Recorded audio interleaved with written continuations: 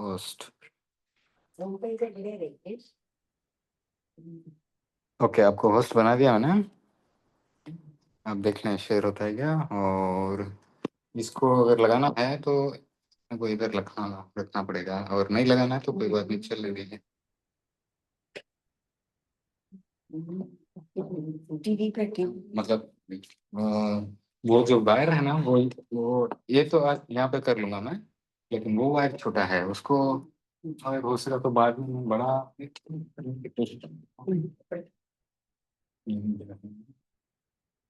ये रहा।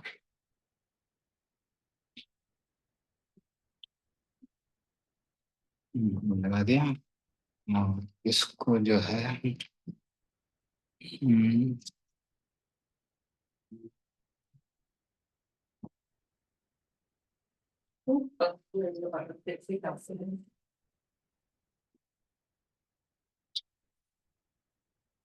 हम्म, हम्म, हम्म। है तो अंदर में। हाँ नहीं, कोई बात नहीं। अभी टेस्टिंग कर रहे हैं, बस टेस्टिंग कर रहे हैं, आवाज वगैरह सब चेक कर रहे हैं। एक मिनट इसका ऑन करता हूँ। बैठे हुए हैं।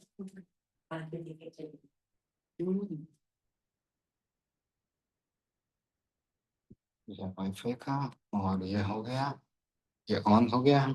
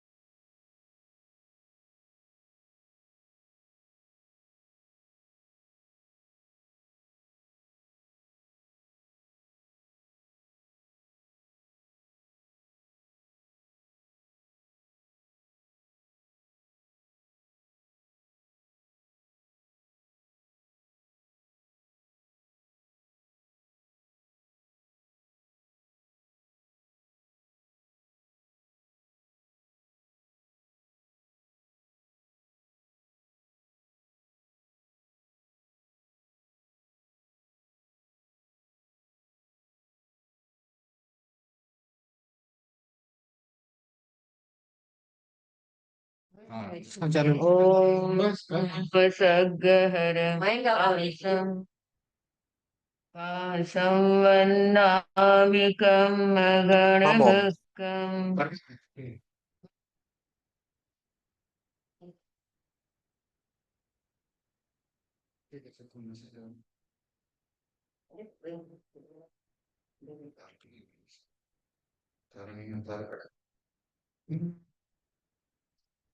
वैसे वो डांस देखिए।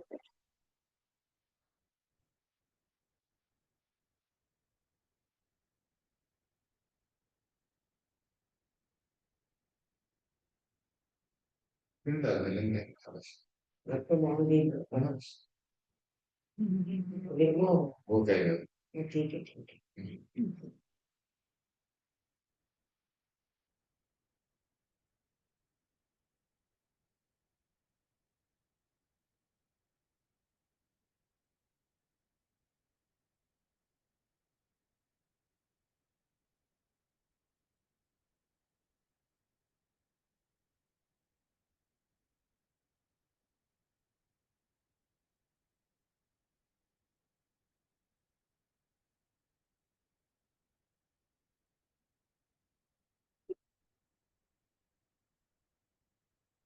चलो स्टार्ट।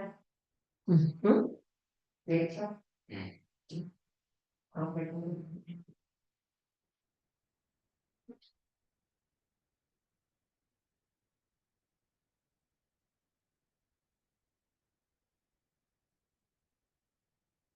अरे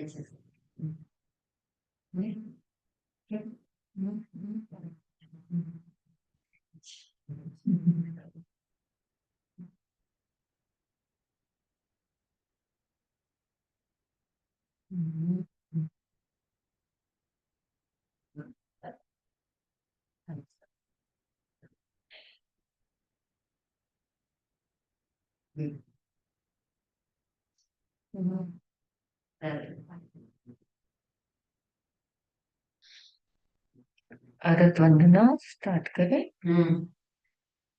1500।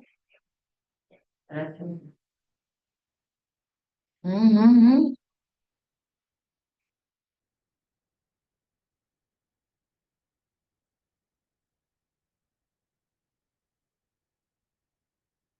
किसी को भी कोई प्रॉब्लम होगी बंदा है तो चैट में डालेगा, आप देख सकेंगे कि हाँ किया जैसे। अभी तो क्लियर है, मेरा इधर चेक हो रहा है सब।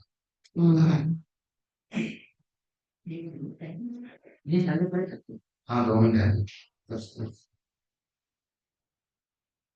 मायनू भी आ रहा है। ठीक।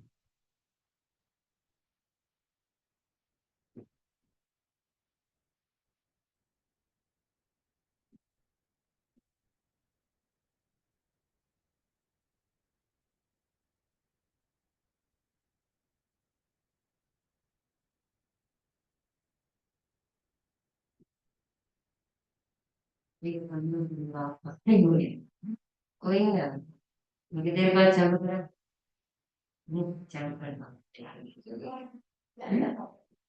ठीक है।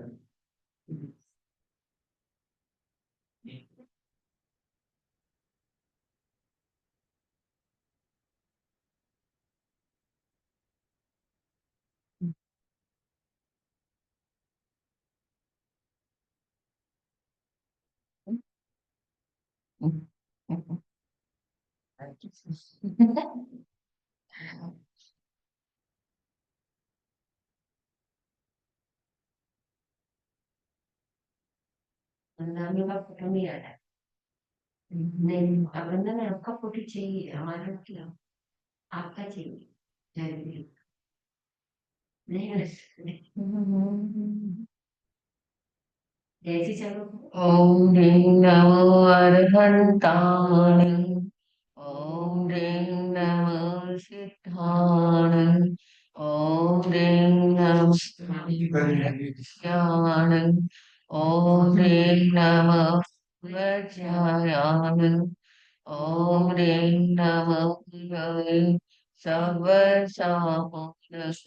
ऐसो पंच नमः सर्वभावपरिहसनं मङ्गलाणं च सुवेशं परमं हवैमङ्गलं जयबुद्धायकन्ता जयबुद्धाणागया सन्ति ते सिंहपैठाणं भूयाणं जगै जहाँ शेषयञ्चमे अजठियञ्चमे वनस्मभूतुज अजठेव पुरिसातुममेव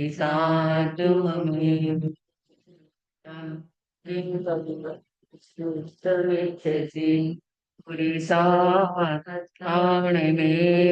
अभिर्गच्छ एवं दुःखापमुक्खसि पुरिसात्मनसि नाम सर्चेव जन्हन्तव्यं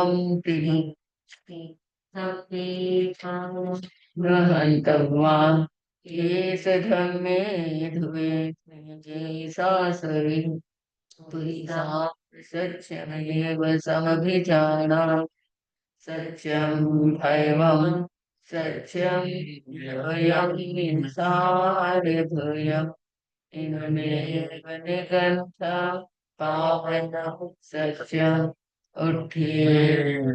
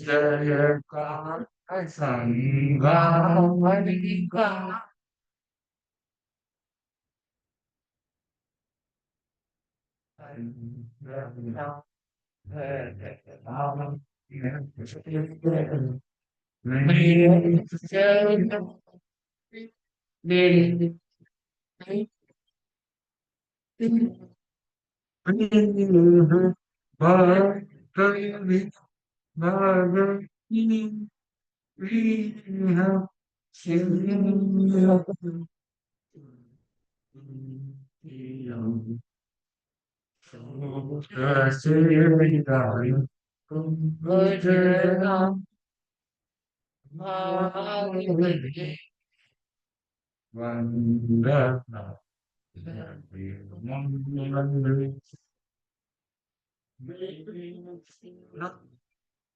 धर्षणे समता अमं सत्ता सामेय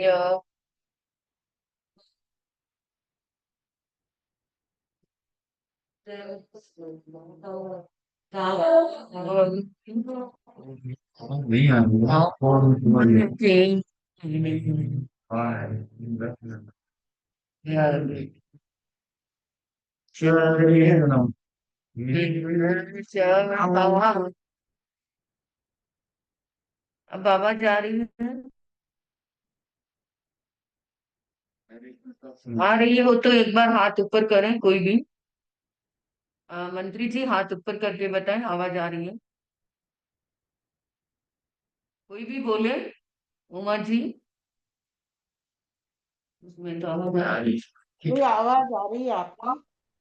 नामी आ रही आवाज है। आ रही है। ग्रुप, हाँ ग्रुप में नहीं थैंक यू आती, थैंक आपकी यू। अकेले की आवाज आ रही है। ज्ञान आंखें कोमलता से बंद।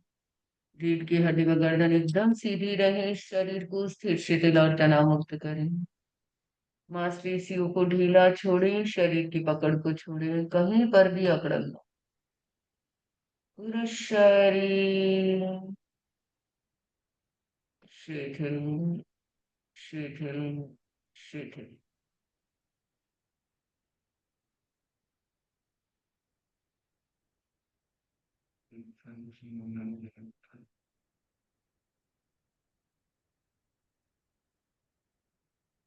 पूरे वीत रागता की अनुभूति करना है।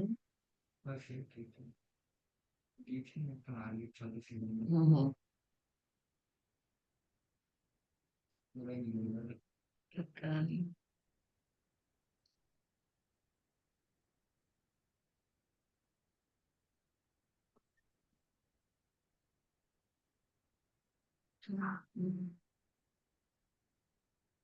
अपने आप को वीत राग में अनुभव करते हुए संकल्प करें।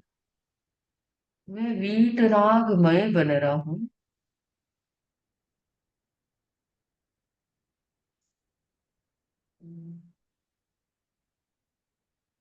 भावपूर्ण योग का उच्चारण करें। योगस् जोयरे धम्मतिथयरे हन्ते चित्तैस्त्वं चौबीसम्पि केवलम् उषभमजियं च वन्दे सम्भवविनन्दनं च शिवं च पौमप्पमं सुवासं चिरं च तत्परं वन्दे सुविनं च पुष्पदन्तं श्रीहरसिद्ध्यं समासुभुजं च विभ्रमणन्तं च जनं धम्मं सन्तं च वन्द्ना पुण्यं च वन्दे वन्दे सुपरविधिनं च वन्दामिरुद्धदेवी साक्षात् एवं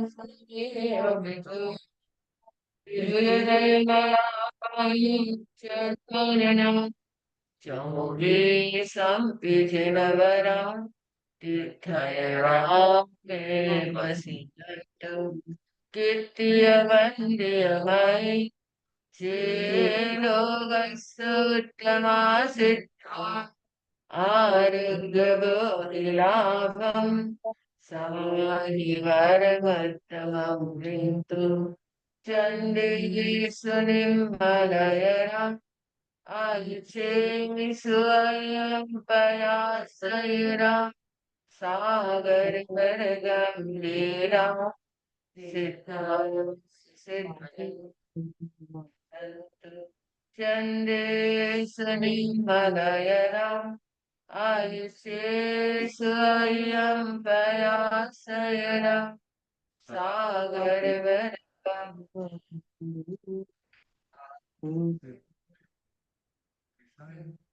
कीर्त्यवन्द्यमयं चेलोगस्तमसित् आरोग्यवत्यां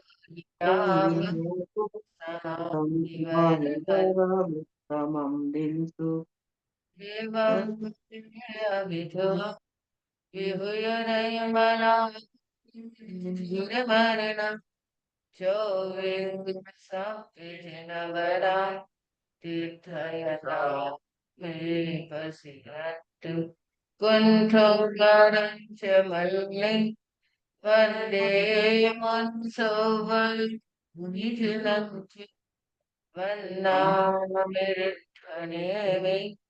पासन्तः बद्धमानञ्च सूर्यञ्च पुष्पदन्तं श्रीयलसिज्जञ्च वासुपूज्यञ्च विमलमनन्तं च दिनं सम्मं सन्तिं च वन्दामि लोकस्योज्जयगरे धम्मतीर्थयरेखिणे अर्हन्ते कीर्तयिस्सं चौबीसंपिकेवलिं चौबीसंपिकेवलिं। सावधान, अनुष्ठान के लिए तैयार हो जाए। अपने आप को सिद्ध प्रभु की शरण में, भगवान पार्श्वनाथ की शरण में ले जाए। पार्श्वनाथ की वो आशीर्वाद की मुद्रा आपके भीतर नई एनर्जी भर रही है, एनर्जी संप्रेषित हो रही है। चमकता हुआ ब्लू रंग में भावपूर्ण पार्श्वनाथमय बनकर के भावपूर्ण स्तुति करना है, अंत स्नान करना। न चिंतन मनन, सिर्फ पार्श्वमय बन जाए। भावपूर्ण भक्ति के साथ अनुष्ठान प्रारंभ करें। 9 बार उपसर्ग स्तोत्र। ओम सद्गहरं पासं पासं वन्दामि गणमगणमग्गं विषहर विषनिन्नासं मङ्गलकल्याणमावासं विषहर फुलिङ्गमन्तं कंठे धारयिजोषयामणि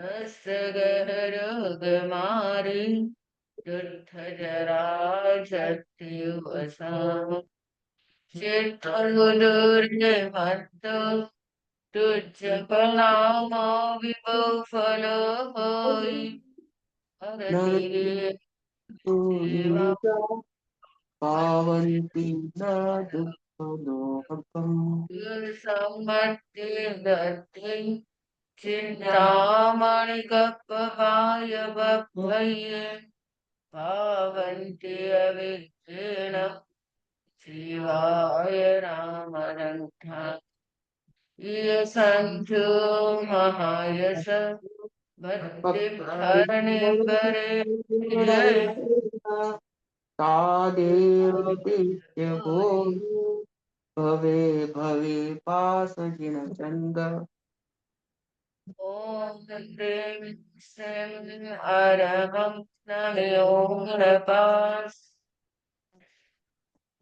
सहजिनफुलिं ह्रीं श्रीं नमः ॐ ओसगहरं पासं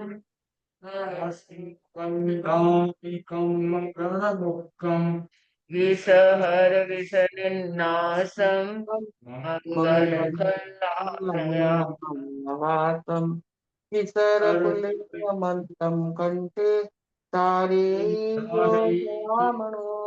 तत्सगहरोगमारि दुष्टजराजन्त्युवसामम् सिद्धौ दूरे मन्त्रो तुझ प्रणाम विभो होई नरति सुविजिहा पावन्ति न दुःखदुःखम् सम्मति चिंतामणि कपपावह्ये पावन्ति अविघ्नेन जीवाय राम रङ्गाणम् ये सन्तु महायस भक्ति भरने करे नहियन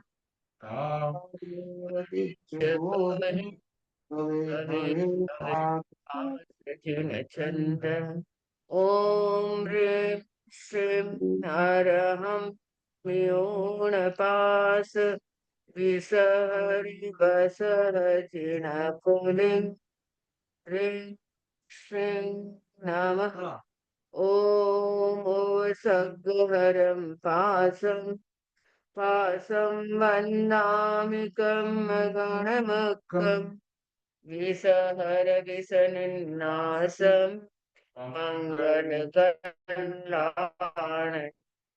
पासं विसहर फुलिङ्गं कण्ठे जोषणमणु तस्य गहरोगमारे दुःखजना जन्ति पुरसा चिट्ठं दूरे मन्तो तुझ प्रणाम विभो फलो होई नरतिरे सुविजिवा पावन्ति न दुःखदोहम् तु सम्मते दत्ते चिंतामणि गप्पपाय बभ्भये पावन्ति अविघ्नम्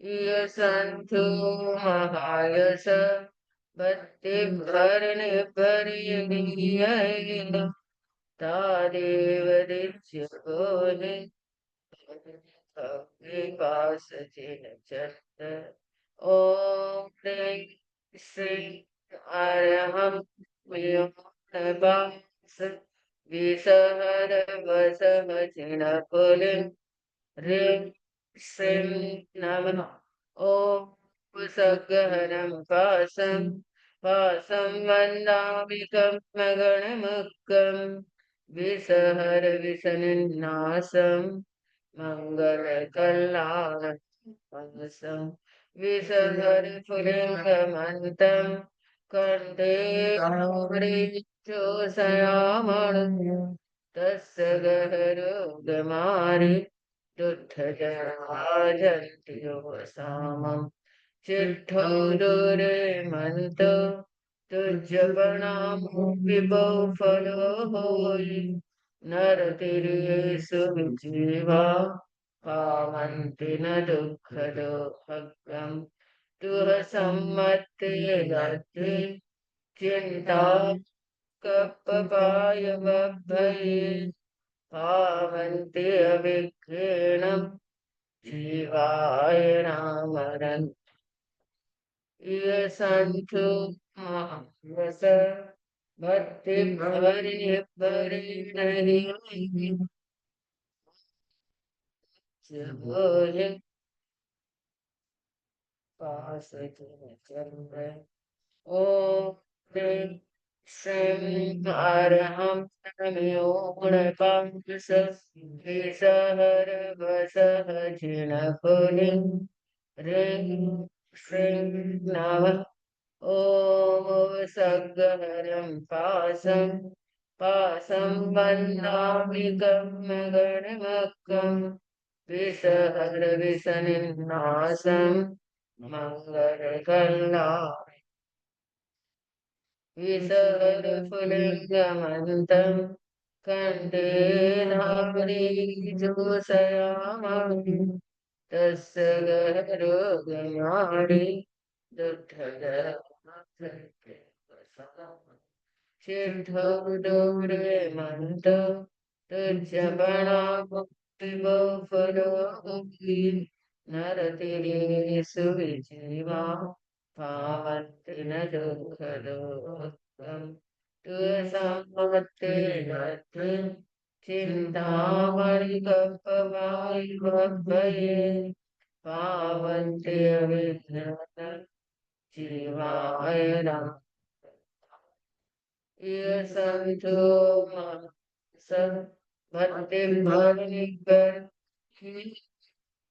तादेव दिच्य गौरी भक्ति पास चंद्र ओम ह्रीं श्रीं हरः पाश विश्वेशः जन फुलिं ह्रीं श्रीं नमः ओम सगहरं वासं वासं वन्दामि तन्मगणपति विसर्जनं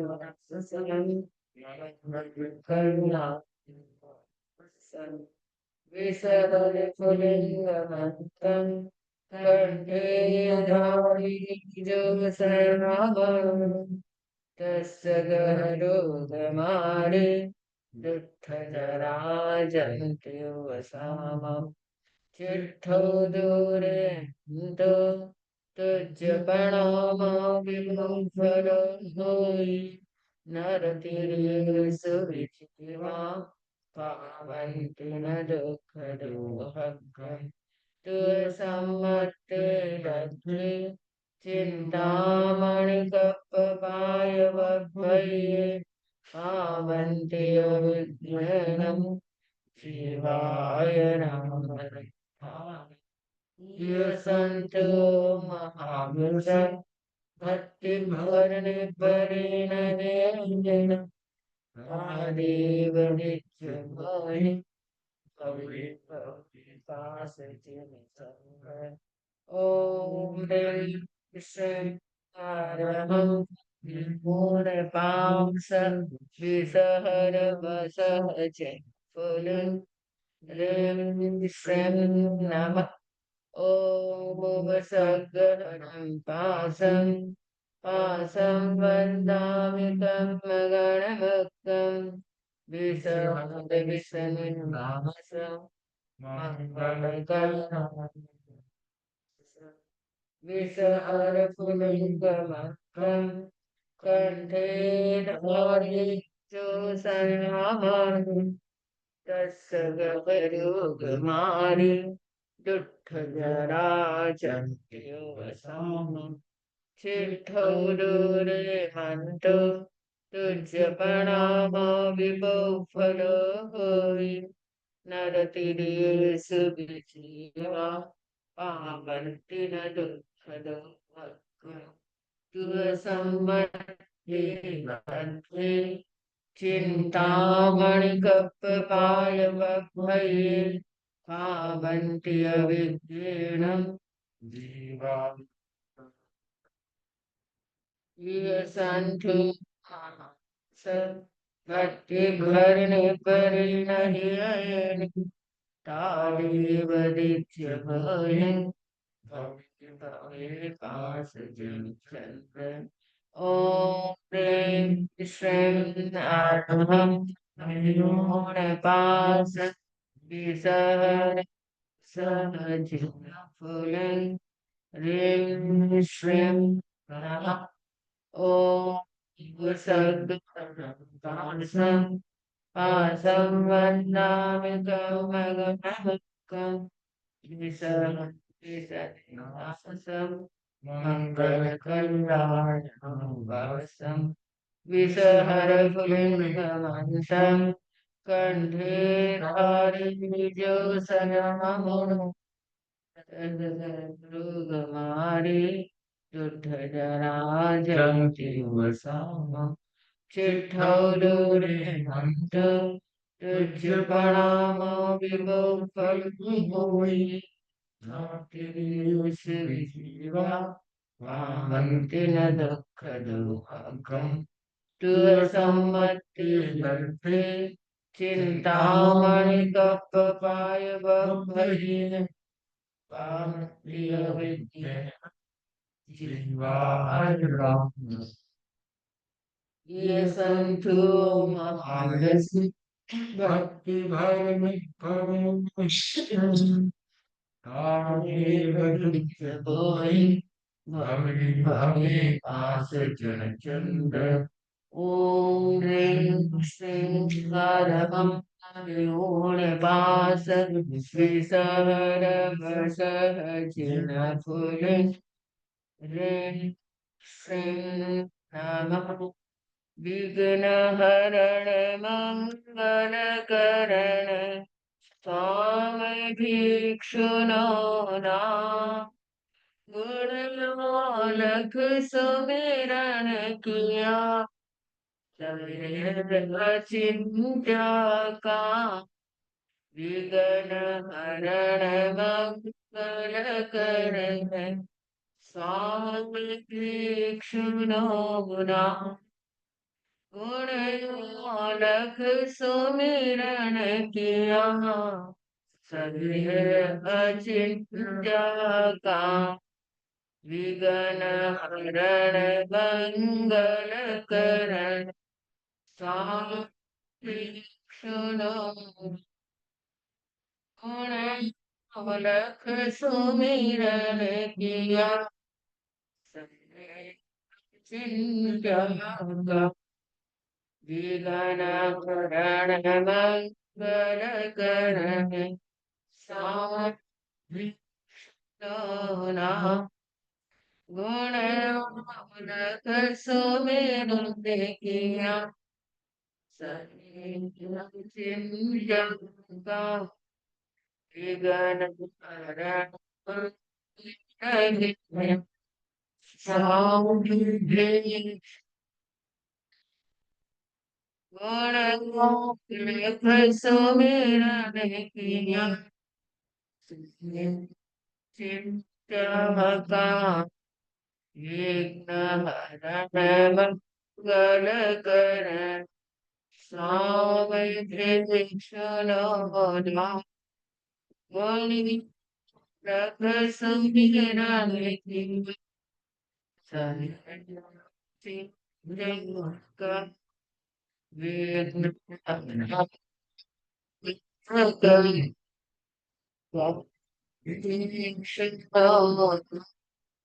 गुणलोलख सुमिरन किया विघ्न हरण मंगल करण स्वामी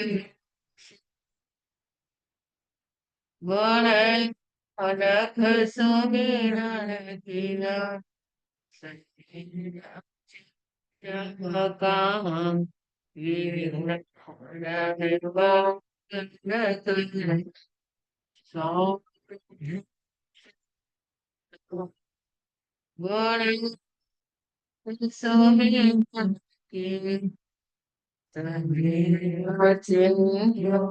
का विघ्न हरण मंगल करण स्वामी गुणलोलख सुमिरन किया चिंता का विघ्न हरण मंगल करण स्वामी तीक्ष्ण गुणलोलख सुमिरन किया चिंता का विघ्न हरण मंगल स्वामी तीक्ष्ण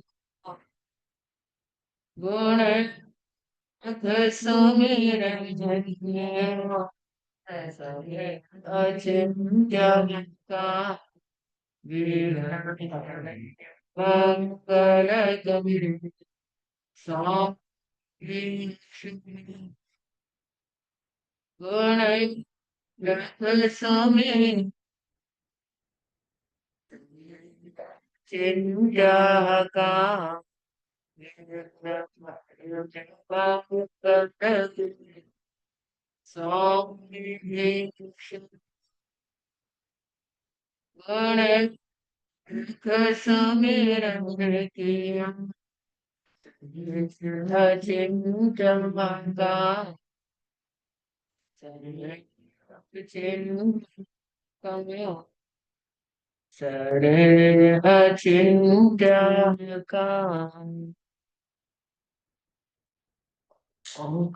बिंदु संयुक्तम नित्यं ध्यायन्ति योगिना कामदं मोक्षदं चैव ओंकाराय नमो नमः। ओंकाराय नमो नमः। ओंकाराय नमः। वीतराग पुरुष को मेरा श्रद्धा शत नमन। गुरुदेव के चरणों में श्रद्धा सिक्त वंदना। अंत विराजित निर्देशिका जी, श्रद्धा और भक्ति से ओतप्रोत हमारा श्रावक श्राविका समाज। हमने दान की चर्चा की और अंतराय कर्म भंडारी के समाने ये भी बता दिया कि जिस प्रकार स्वामी की राजा का आदेश होने पर भी भंडारी के दिए बिना आपको इच्छित वस्तु नहीं मिलती है, वैसे ही अंतराय कर्म को दूर किए बिना व्यक्ति को कभी भी अपनी इच्छाएं पूरी नहीं होती हैं। जो कुछ भी आपकी इच्छाएं पूरी नहीं हो रही, इसमें दूसरा दोषी नहीं है, अपितु हमारा स्वयं अंतराय कर्म निमित्त होता है। अंतराय कर्म मूल कारण होता है और निमित्त कोई भी बन सकते हैं। इसीलिए कभी भी कोई चीज प्राप्त नहीं हो रही है तो उसको लेकर के हमें दुखी नहीं होना है। हमें तो यही चिंतन करना है कि ये हमारे अंतराय कर्म का योग था। चाहे वो यश हो, चाहे लाभ हो, चाहे दान हो, उपभोग हो, कोई भी वस्तु हो, इसमें हमें स्वयं का अंतराय कर्म आगे रख करके अगर चिंतन करते हैं तो कभी भी कोई भी परिस्थिति में हम दुखी नहीं होते हैं, क्योंकि बाहर तो निमित्त मात्र है। बाकी आपने जो बीज बोया वही फल आपको मिलेगा। आपने अंतराय डाला है अतः अंतराय मिलेगा। तो ये प्रसाद मान करके एक्सेप्ट करें ताकि अपने जीवन में आगे बढ़ सकते हैं। अंतराय कर्म के 5 भेद किए थे: दान, लाभ, भोग, उपभोग और वीर्य। अब दान अंतराय क्या होता है कि व्यक्ति के सामने वस्तु है, लेकिन वो वस्तु होते हुए भी दाता के द्वारा दिया नहीं जाता है। आपके पास धन तो है, लेकिन उस धन का सही उपयोग नहीं हो रहा है, तो समझना चाहिए कि मेरे दानांतराय कर्म का उदय है। हमारे दिनेश जी के घर पे अभी हम रह रहे हैं और ऐसे लग रहा है कि इनकी मैडम कहती है पुष्पा जी की समणी जी, मेरे को बहुत ही सुनहरा अवसर मिला है, ऐसा दान देने का अवसर कब मिलेगा मेरे जीवन में। तो ये क्या होती है, व्यक्ति की जब तीव्र भावना होती है तब उसको ऑटोमेटिक ऐसे अवसर मिलते हैं। तो ये दानांतराय कर्म का, जब आपके अंतराय कर्म का क्षेपशम होता है तब ऐसी गुरु कृपा बरसती है। और मुझे लग रहा है दिनेश जी को तो छप्पर फाड़ के गुरु कृपा मिली है। और ये गुरु कृपा, मुझे लग रहा है कि पुष्पा जी अगर आपको साथ नहीं दे तो आप कुछ भी नहीं कर सकते हैं अकेले। तो इसमें श्रीमती जी का भी हाथ है, लेकिन आपका प्रबल पुरुषार्थ था और यूं कहें कि अपार गुरु कृपा थी और आपके अंतराय कर्म का प्रबल क्षेपशम था, तब ऐसा अवसर आपको मिला है। तो अंतराय कर्म बंधन के कारण पूर्व भव भी हो सकता है। पूर्व का जन्म में कोई अगर आपने अंतराय डाली है तो आपको अंतराय मिलती है। जैसे सीता का उदाहरण, कि सीता ने पूर्व भव में क्या किया था, उस मुनि के साथ में शादी करने का प्रस्ताव रखा। जब सीता का ये प्रस्ताव मुनि ने स्वीकार नहीं किया, तब सीता ने क्या किया, राजा के सामने शिकायत की उस मुनि की और अनावश्यक उस मुनि को राजा ने प्रताड़ना दी और अनावश्यक राजा ने उस मुनि को दंड दिया। और यही पूर्व कर्म का अंतराय बंधन था कि सीता को राम से अलग रहने का कारण बना। और उस कितने भवों के कर्मों का उदय सीता को उस समय आया जब सीता ने कोई भी गलत काम नहीं किया, लेकिन उस पर ऐसा कलंक आया और वो कलंक उसके अंतराय कर्म का निमित्त बना। दान धर्म की प्रबल भावना है, लेकिन उस भावना में थोड़ी सी भाव कमजोर हो जाते हैं तो वो आपके दानांतराय में हिमपात हो जाता है। साधु को भिक्षा आदि देते समय कोई किसी को अगर रोकता है, तो इससे भी हमारे दानांतराय कर्म का बंधन होता है।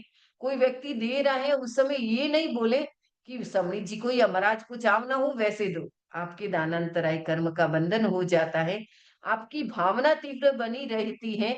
ये साधु को देख करके समझ में आता है कि कैसी भावधारा है आपकी, आपका चम्मच बता देता है। आप कैसे उड़ेलते हमारे पुष्पा जी जब बहराते तो ऐसे लगता पूरी भावना के साथ पूरा टोपिया उल्टा मार देते। अभी हम यहाँ पर रह रहे हैं तो ऐसे लग रहा है कि हम दुबई में भी रह के आए। वहां पर भी हमने देखा घरों में गए लोगों की अपार भावना, और ऐसे लगता है जब आपका बर्तन पूरा उड़ेलते हो तो लगता है कि आपकी भावना तीव्रतम है। और जब आप एक एक चम्मच से देते हो, छोटा चम्मच वो भी, कुछ कुछ लोगों की भावनाएं होती है, जब देने की भावना कम होती है तो वो छोटा चम्मच लेंगे और 4 बार आधा आधा चम्मच करके बहराएंगे। तो इससे साधु को समझ में आता है कि भावना का तीव्र वेग कितना है। हाँ, ये भी आपको ध्यान रखना है कि साधु को कष्ट न हो, क्योंकि साधु रख नहीं सकता है।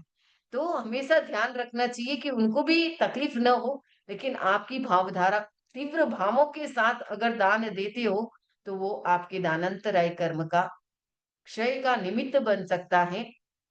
हम जब भी दान दें, तो दान के लिए हमारे सामने तीनों पॉइंट रहे, क्योंकि आगे की जो क्विज है हमारे दिनेश जी इस अंतराय कर्म और दान पर ही कर रहे हैं, इसीलिए मैं एक बार पुनः रिपीट कर रही हूँ ताकि सब पूरा ध्यान से करें। और आगे क्विज में भी जिन्होंने क्विज नहीं भर के भेजी है, कल रात का 12 बजे के बाद में आपका क्विज का पहली वाली क्विज को स्टॉप किया जाएगा और कल रात को नई क्विज आपको मिल जाएगी, और स्पेशल ज्यादा क्वेश्चन उसमें दान से संबंधित है। तो लाभांतराय कर्म के बंधन के कारण क्या होता है कि पढ़ा लिखा प्रयत्न सफल नहीं होता है। जब मैं पढ़ रही हूँ, मेरे पास मति ज्ञान तो है, लेकिन मैं श्रुत ज्ञान लोगों को सही ढंग से नहीं दे पाती।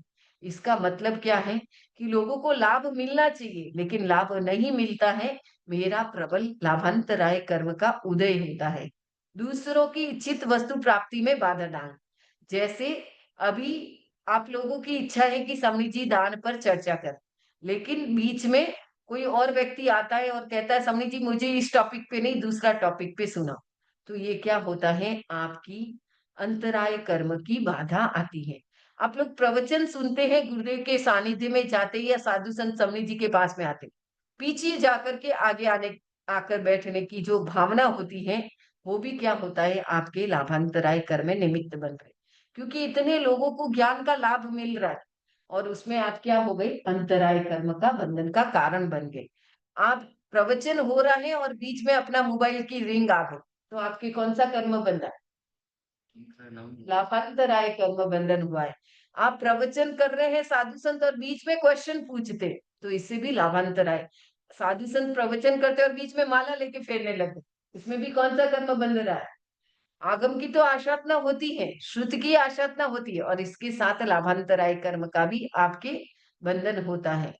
फिर है कि व्यापार लाभ प्राप्ति में बाधा, किसी को धार्मिक, अब ये भी आपका दलाली है।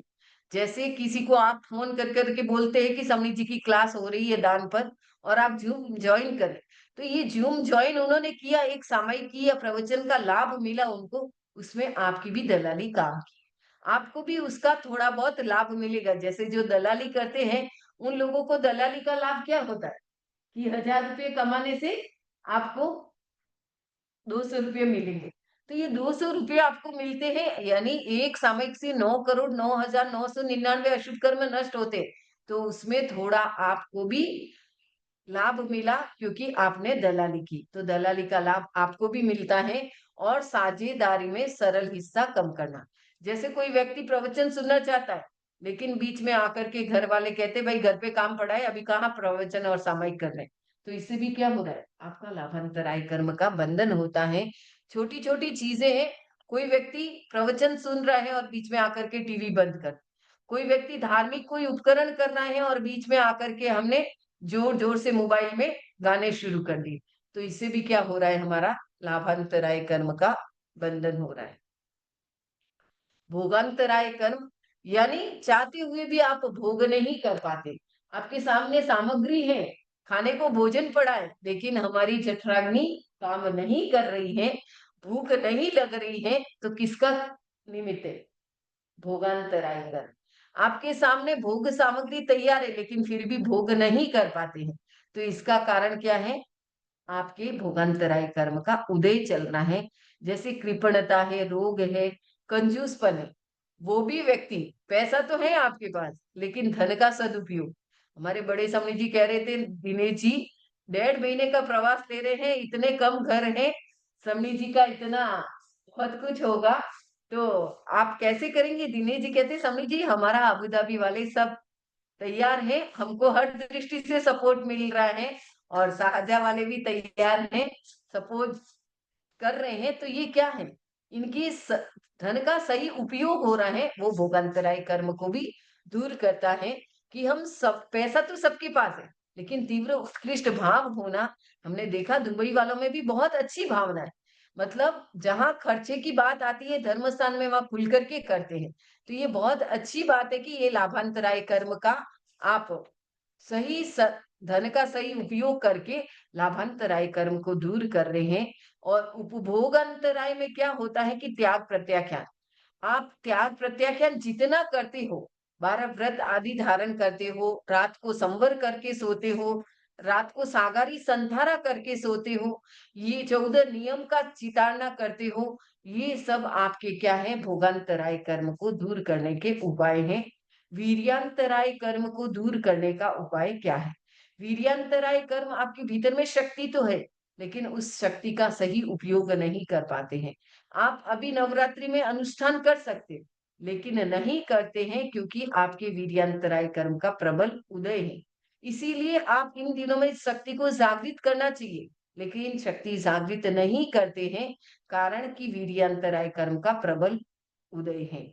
आप तप जप सेवा आदि की शक्ति, ये भी आपके वीर्यांतराय कर्म के बंधन के कारण बन जाते हैं। कोई व्यक्ति तपस्या कर रहा है, अठाई आदि कर रहा है और उस अठाई आदि में निमित्त बन जाते कि अभी तपस्या नहीं करना है, घर में बैत नहीं। अरे भाई, बैत क्या होता है? जब कर्म उदय में आएंगे तब बैत आपके बीच में नहीं आएंगे। कोई व्यक्ति जाप कर रहा है 1.25 लाख का और उसके बीच में कहते हैं अभी जाप का समय नहीं, अभी पहले घर का काम कर। कोई व्यक्ति सेवा कर रहा है साधु संतों की और कहते कि बीच में आकर के समय हो गया है, चलो जाने का टाइम हो गया। तो ये आपके कौन सा कर्म बंधन हुआ? वीर्यांतराय कर्म का बंधन। वीर्यांतराय कर्म का बंधन बहुत सारे कारण हो सकते हैं। जैसे, और कोई बता सकते हैं वीर्यांतराय कर्म के बंधन का कारण क्या हो सकता है?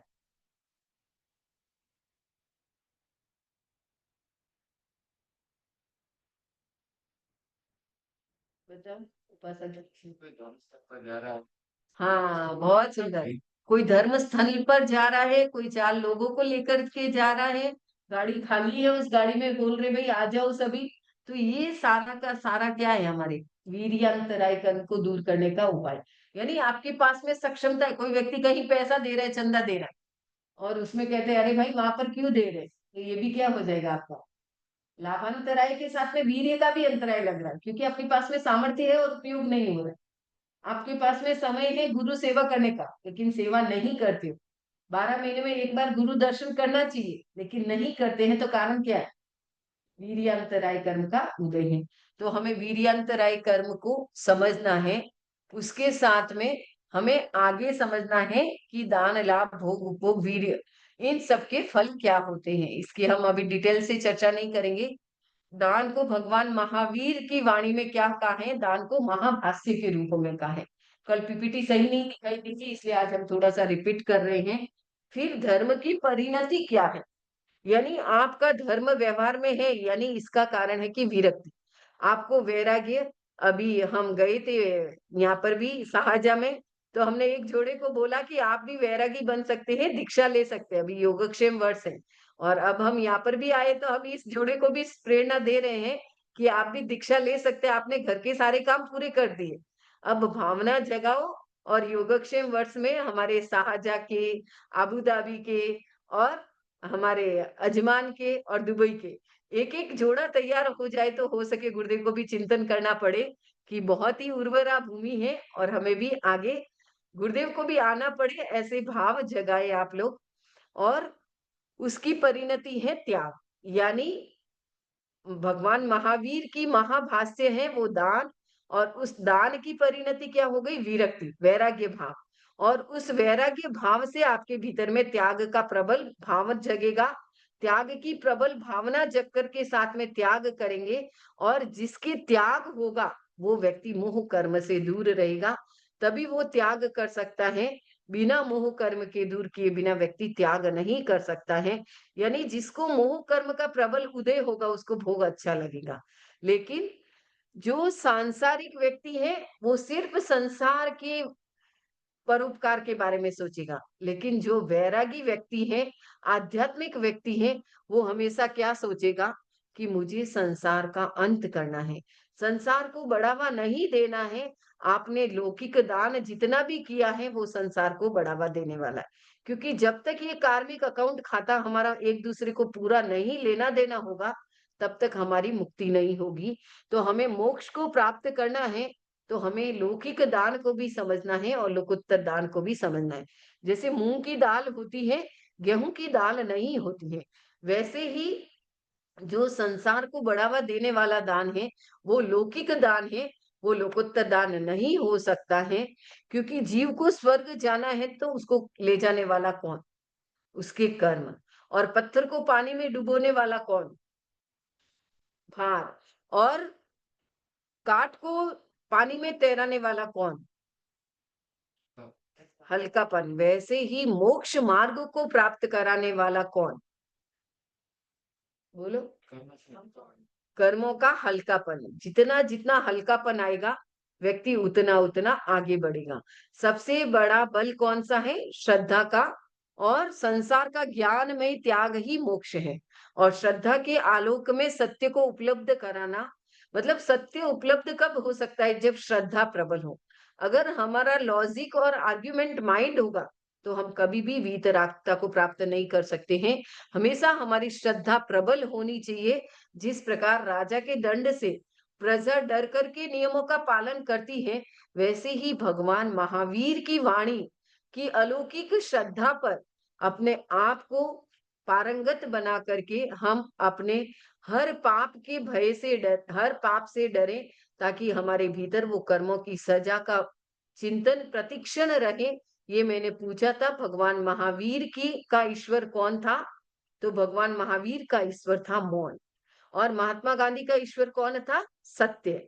और आचार्य भिक्षु का ईश्वर कौन था? तो संयम।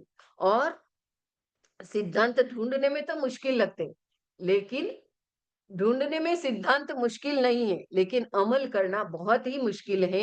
अभी हम दान के सिद्धांत बताएंगे, विसर्जन की बात बताएंगे। विसर्जन की बात मानते सभी हैं, जानते हैं, लेकिन जीते कितना है उसके लिए हमें स्वयं को चिंतन करना पड़ेगा।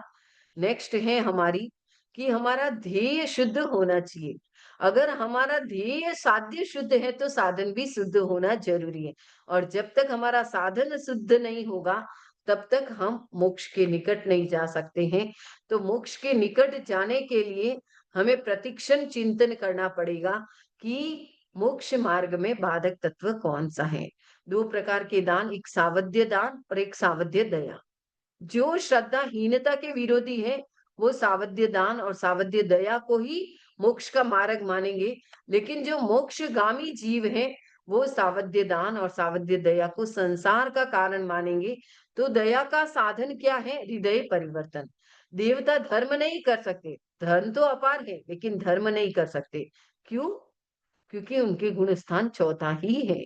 वो त्याग पचकान नहीं कर सकते हैं। जानते हैं त्याग करना चाहिए लेकिन कर नहीं सकते हैं। जैसे आपका हैंड कर्चीफ कोई जबरदस्ती लेता है तो आपको कैसे लगेगा? अच्छा लगेगा या खराब लगेगा? खराब लगेगा, आपको अच्छा नहीं लगेगा। वैसे ही कोई लोग कहे कि भाई कबूतर को दाना देना या फिर गाय भैंस को रोटी देना, ये सब धर्म है क्या? कबूतर को दाना देना कभी भी धर्म नहीं है। क्योंकि दाना भी एकेंद्रीय जीव है, चाहे वो बाजरी का हो, चाहे गेहूं का हो, चाहे मूंग का हो, वो एकेंद्रीय जीव है। और एकेंद्रीय जीव को मार करके आप पंचेंद्रिय कबूतर का, एक कबूतर का पोषण करने के लिए हजारों जीवों को मार करके अगर आप पोषण करते हैं तो वो कभी जबर धर्म नहीं हो सकता है। अगर आप चींटी को मार करके खाते हैं तो कभी भी धर्म नहीं होगा, क्योंकि चींटी जो छोटा जीव है और आप बड़े जीव हो। जिस प्रकार छोटे जीव को मार करके बड़े का पोषण करने से कभी भी धर्म भगवान ने कहीं पर भी नहीं लिखा है, किसी शास्त्र में नहीं लिखा है कि हिंसा परमो धर्म। सभी शास्त्रों में एक ही डेफिनेशन है, अहिंसा परमो धर्म। यानी एकेंद्रिय को पोषण करके कोई व्यक्ति अगर पंचेंद्रिय का पोषण, एकेंद्रिय को मार करके पंचेंद्रिय का पोषण करके सोचता है कि वो धर्म है, वो धर्म नहीं होता है, वो पाप ही है। चाहे आप खा रहे हो तो भी पाप है, और किसी दूसरे को खिला रहे वो भी पाप है, या फिर किसी खाते हुए का अनुमोदन करते हैं वो भी पाप है। अतः हमें चिंतन करना चाहिए कि भगवान की वाणी है, वो धर्म किसको मानते हैं। दान किसे कहते हैं? दीयते इति दान, यानी जो दिया जाता है वह दान है। दान के दो प्रकार किए थे, पारमार्थिक व्यवहारिक दान जिसको लौकिक दान कहते हैं, और पारमार्थिक दान जिसको लोकोत्तर दान कहते हैं। निश्चय दान भी कह सकते हैं, लोकोत्तर दान भी कह सकते हैं। 10 प्रकार के दान थे। अब ये ध्यान से सुनना। पहला है अनुकंपा दान। अनुकंपा दान मतलब जो करुणा से दिया जाता है। संग्रह दान मतलब सहायता के लिए जो दिया जाता है। भय दान यानी भय से दिया जाता है। और कारुण्य दान यानी मृतक के पीछे जो दान दिया जाता है। और लज्जा दान मतलब लज्जावश जो दान दिया जाता है। अब अनुकंपा दान किसको कहते हैं थोड़ा और डिटेल से समझेंगे। कृपण दीन अनाथ हे मलेच्छादिक त्यारी जाते, रुक शोक ने आरत ध्यान ये त्याने देते अनुकंपा दान। यानी कृपण को, गरीब को, दीन को, अनाथ को, जितना भी जो आप दान देते हैं, रोग शोक व्यक्ति को यानी कोई पीड़ित व्यक्ति है उसको भी दान देते हैं, ये सारा अनुकंपा दान है। जो आप अनुकंपा वश, दया वश होकर के जो दान देते हैं, ये आपका अनुकंपा दान है। अब इस अनुकंपा दान को, चाहे भूखे को आप भोजन दे रहे हैं, चाहे प्यासे को पानी दे रहे हैं, ये सारा का सारा, कोई हाथ पांव टूटे हुए उस व्यक्ति को दे रहे हैं, ये सारा अनुकंपा दान है। दूसरा है संग्रह दान। संग्रह दान किसको कहते हैं? छोड़ावे अर्थ दे दान लाभ तामये संग्रह दान चे तिनरो नामे, ये तो संसार नो उपगार है अरिहंतनी आज्ञा बाहर है। जो संग्रह दान है वो आप, जैसे कोई व्यक्ति कैदी है, जेल में है, और उसको छोड़ाने के लिए आप दान देते हो, वो संग्रह दान है। ये सिर्फ संसार का उपकार हो रहा है, लेकिन अरिहंत भगवान की आज्ञा में नहीं है। जैसे कुछ लोग मछुआरे को, संवत्सरी के दिन मछुआरा मछलियां नहीं मारेगा, या कहीं पर भी इतने बकरे नहीं काटे जाएंगे तो इतने 500 रुपया देते हैं, 5 लाख रुपया देते हैं। क्या ये दान दान धर्म है? ये कौन सा दान है? ये संग्रह दान है। आप संग्रह करके छोड़ाने की इच्छा कर रहे हैं, चाहे वो कैदी को छोड़ाने की इच्छा कर रहे हो, चाहे कोई मछुआरे को छोड़ाने की इच्छा कर रहे हो, ये सारा संग्रह दान के अंतर्गत जाता है। समय हो गया है। आज हमने सोचा था ये दान पूरा करेंगे, लेकिन 5 मिनट है तो तीसरा दान और कर लेते हैं अपन। संग्रह दान के बाद में भय दान। भय दान किसको कहते हैं? कि ग्रह करना आया जाने सुनी लागी पनोती आने, फिकर घणी मरवा तणिए बलि कुटुंब तना जतन भणिए, भैरो गालियो देवे आम ए भय दान छे तिनरो नाम है, ते ले लेवे ते ले ते लेवे, सॉरी क्या है, ते ते तेने तेने है, यहाँ पे मिस्टेक हो गया, ते लेचे कुपातर आए तिन में धर्म की आती था। यानी आप, मेरा समय खराब है, ग्रह मेरे बहुत ही ज्यादा अनुकूल नहीं है, शनि की दिशा है, या फिर मेरे को 7.5 की दिशा है, तो ऐसे मान करके जो आप शनि मंदिर में तेल चढ़ाते हैं, कोई व्यक्ति आता है उसको, शनि देव के पुजारी को हम तेल आदि देते हैं, तो ये कौन सा दान है? ये भय दान है। यानी आप कहीं पर भी कोई व्यक्ति, मतलब जैसे कंबल वगैरह बांटते हैं, वृद्धाश्रम में वो देते हैं कि भाई हमारे से उनकी आत्मा को तृप्ति मिलेगी, तो ये कौन सा दान है? ये भय दान है कि भाई उनको कोई तकलीफ नहीं हो, इस भय से आप उनके पीछे दान दे रहे हैं। जैसे कोई व्यक्ति मर रहा है, उसके पीछे हम दान बोलते, वो कौन सा दान है? मरने के पीछे नहीं, मरने के पीछे जो आप 13वां और तीसरा और 13वां दिन करते ना, वो कारुण्य दान। ये भय के भयभीत होकर के उसकी गति बिगड़ नहीं जाए, इसलिए हम दान सुना रहे हैं, उसके आगे का भय भव अच्छा होगा, इसलिए जो दान सुना रहे हैं, ये भय दान के अंतर्गत जाएगा। और कारुण्य दान है, जैसे कोई व्यक्ति मर रहा है और उसके पीछे परिवार वालों को पैसा देते हैं, पंडितों को खाना खिलाते हैं, 30 रान 13 वान करते हैं, कागलों को देते हैं, वो सारा कारुण्य दान में जाए। ठीक है, तो समय संपन्न हो गया है। भय दान और कारुण्य दान, कारुण्य दान यही हो गया, आपको दिखा देते हैं कारुण्य दान। खर्च करे मुंह तेड़े, जीमावे न्यत ने तेड़े, तीना 12 दिना उन माने ते चौथो कारुण्य दान। यानी आप जो खर्च कर रहे हो तीसरे और 13वें दिन में, और बहुतों को बुला बुला करके जो आप न्योता देकर के जिम्मान कराते हो, ये सारा किस दान के अंतर्गत आएगा? कारुण्य दान के अंतर्गत आएगा। और ये भगवान महावीर की वाणी के आधार पर, आचार्य भिक्षु के द्वारा रचित गीतिका के आधार पर ये दान की चर्चा कर रहे हैं। और भगवान ने संक्षेप में भगवती आदि ग्रंथों में भी इसका विस्तार से वर्णन भी किया है। तो जिसको भी डिटेल ज्यादा जानना हो तो और उसमें जान सकते हैं। हम तो खाली एक जो भी नोट्स नहीं ले रहे वो नोट्स ले, ताकि आगे की क्विज में आपको काम आएगा। नेक्स्ट हमारा दान आएगा, और वो दान आएगा सावध्य दान, जो कि बहुत ही विस्तार पूर्वक है। सावध्य दान किसे कहते हैं, सावध्य दान क्या होता है, कल डिटेल से समझेंगे। इसमें कोई किसी को डाउट हो तो 2 मिनट के लिए पूछ सकते हैं, शायद 1 मिनट बाकी है। आज क्या हुआ, लोग कम कैसे जुड़ गए? बंदामी नमन स्वामी, जो हाँ, भयदान है उसमें तो वो जो जीवों को छुड़ा रहे हैं एक दिन के लिए, तो उसमें कर्म क्षय होते हैं कि जो छुड़ा रहे हैं, या फिर वो जो भी जिससे छुड़ा रहे हैं वो दूसरे दिन वो अपना रेगुलर काम पे लग जाएंगे, तो उसमें क्या स्थिति रहती है? ये भैया देखो, हम्म, आवाज कम है। आवाज कम क्यों आ रही है? आपकी आवाज स्लो है क्या भैया? नहीं बंदामी, तो हमारी वॉल्यूम आज कम आई है क्या आपको? नहीं बराबर है बंदामी। बराबर है, तब ठीक है।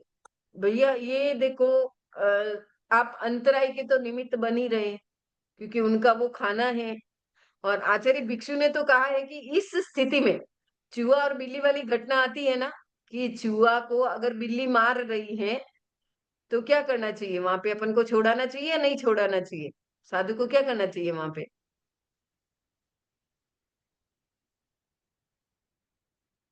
आंसर ज्ञाता दे हमको। दृष्टा, ज्ञाता दृष्टा भाव। ज्ञाता दृष्टा भाव, तो सेम इसी स्थिति में भी ज्ञाता दृष्टा भाव का उपयोग होना चाहिए। क्योंकि आप चूहे को हटाओगे तो बिल्ली के अंतराय लगेगी, और बिल्ली को मारोगे मतलब, तो आपके अंतराय कर्म बंद ही रहा है। चाहे चूहा भी जीवित रहेगा तो वो हिंसा करेगा, तो हो सकता है उसमें आप भी निमित्त बन गए। तो दोनों दृष्टियों से यहाँ पर कहा जाता है कि भगवान की वाणी तो यही कहती है कि आप न्यूट्रल रहो, न कसाई वाले को कुछ दो, न कसाई वाले को कुछ कहो, वो जाने उसके कर्म धर्म जाने। आप उस दिन अपना पोषद आदि साधना करें ताकि आपको उसका दोष नहीं लगे। प्रीति के शुद्ध। और किसी को कुछ पूछना, जिन्होंने क्विज नहीं दी है वो दे दीजिए प्लीज। बहुत कम लोगों ने दी है क्विज। कोशिश करें, बहुत इजी है, जितना आपको आए उतना आंसर लिख के भेजे, जरूरी नहीं कि सारे के सारे लिख के भेजे। और नेक्स्ट जिन्होंने 5 तारीख के शिविर में, बच्चों का भी बहुत सुंदर सेशन है, जैनम जीवी का अलग से सारी क्लासेस देंगे और समनी जी भी देंगे। तो बच्चों को भी आप ऐसे शिविर से वंचित नहीं रखे। एक दिन शिविर में कोई फर्क नहीं पड़ेगा, बच्चों की पढ़ाई कैसे हाईएस्ट बच्चे अंक ला सकते हैं, मेमोरी आदि पे बहुत सारे अच्छे संस्कारों का बीजारोपण। और लाइव आपके बच्चों को जो प्रेरणा शिविर में मिलेगी, मुझे नहीं लगता और कोई चीज से मिलेगी। आपके बच्चा 2 अंक कम लाएगा, कोई बात नहीं, चलेगा, एग्जाम की तैयारी पहले कर लो। जिन्होंने भी नहीं किया है वो हेलो हेलो करके फॉर्म भर लीजिए, क्योंकि 75 से 80 नाम तो आ गए हैं। और ऐसे बहुत सारे लोग हैं जिन्होंने अभी तक फॉर्म नहीं भरा है, हमको नाम लिखाया है। तो नाम लिखाने वालों से भी रिक्वेस्ट है कि फॉर्म भरे बिना आपका मान्य नहीं हो सकता, इसलिए हमको नाम लिखा दिए तो फॉर्म भी भर दो। ओम अरहम, सुनिए मंगल पाठ। अरहंता मंगलम सिद्धा मंगलम साहू मंगलम केवली पनतो धमो मंगलम अरंता लघुत्मा सिद्धा लघुत्मा साहुल गुत्मा केवली पनतो धमुल गुत्मा रंती क्षणं पौजामि सिद्धि क्षणं पौजामि साहु क्षणं पौजामि केवली पनतं धम्मं क्षणं पौजामि विघ्न हरण मंगल करण स्वाम भिक्षुनो नाम गुणावलक स्मिरन किया सरे चिंत्या काम सरे चिंत्या काम सरे चिंत्या काम। आमीन। वंदामि नमः। हम आप क्या भारी है, हम आप क्या भारी। मयंक परम करे, हमारे दुबई वाले सो रहे हैं और अमेरिका वाले थक रहे हैं। ऐसा नहीं, चलो ओम अरहम। ठीक है इसमें नाम है, हम आप क्या भारी। हाँ कल करते हैं भैया वापस सुबह 8:15 से। सुबह 8 से 9। एंड करने लो। हाँ धन्यवाद सबको जुड़ने के लिए। जय जिनेंद्र। मीटिंग एंड कर रहे हैं।